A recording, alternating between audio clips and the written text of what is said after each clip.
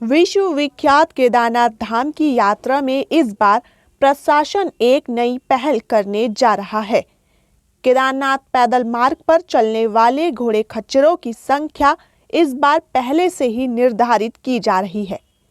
पैदल मार्ग पर इस बार मात्र 5000 घोड़े खच्चर ही संचालित होंगे और ये 5000 घोड़े खच्चर रुद्रप्रयाग जनपद के स्थानीय लोगों के ही होंगे।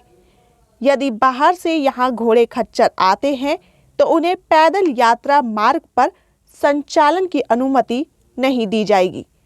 यदि यहाँ के घोड़े खच्चरों की संख्या 5000 से कम होती है तो बाहरी घोड़े खच्चरों का संचालन रोस्टर के अनुसार किया जाएगा।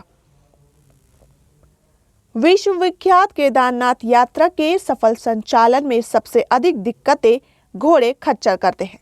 एक ही पैदल रास्ता होने से जहां पैदल चलने वाले यात्रियों को घोड़े खच्चरों के कारण दिक्कतें होती हैं, तो वहीं घोड़े खच्चरों की लीद के कारण पैदल मार्ग पर जगह जगह गंदगी की भरमार भी हो जाती है।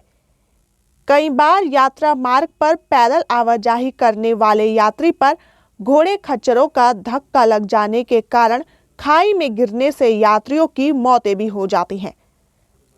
घोड़े खच्चरों से होने वाली परेशानियों को कम करने के लिए इस बार प्रशासन घोड़े खच्चरों की समिति संख्या करने जा रहा है।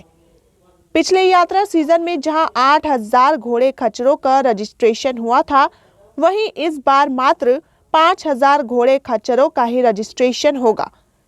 इन 5000 घोड़े खच्चरों के संचालन में सबसे पहली प्राथमिकता रुद्रप्रयाग जनपद के लोगों को दी जाएगी। यदि जनपद में ही 5000 घोड़े खच्चर हो जाते हैं तो अन्य जिलों या प्रदेशों के घोड़े खच्चरों का संचालन केदारनाथ पैदल यात्रा मार्ग पर नहीं होगा। पैदल यात्रा मार्ग पर घोड़े खच्चरों का संचालन समिति संख्या में होने से जहां घोड़े खच्चरों की मौतें कम होंगी, वहीं पैदल मार्ग पर गंदगी की भरमार भी नहीं होगी और पैदल चलने वाले यात्रियों की दिक्कतें भी कुछ हद तक दूर होंगी। वहीं रुद्रप्रयाग के जिलाधिकारी मयूर दीक्षित ने बताया कि इस बार सीमित संख्या में पैदल मार्ग पर घोड़े खच्चरों का संचालन होगा। घोड़े खच्चरों के संचालन में पहली प्राथमिकता जनपद के लोगों को दी जाएगी। उन्होंने कहा कि घोड़े खच्चरों का संचालन सीमित संख्या में होने से जहां पैदल मार्ग पर गंदगी कम होगी, वहीं पैदल चलने वाले यात्रियों को भी दिक्कतें कम होंगी।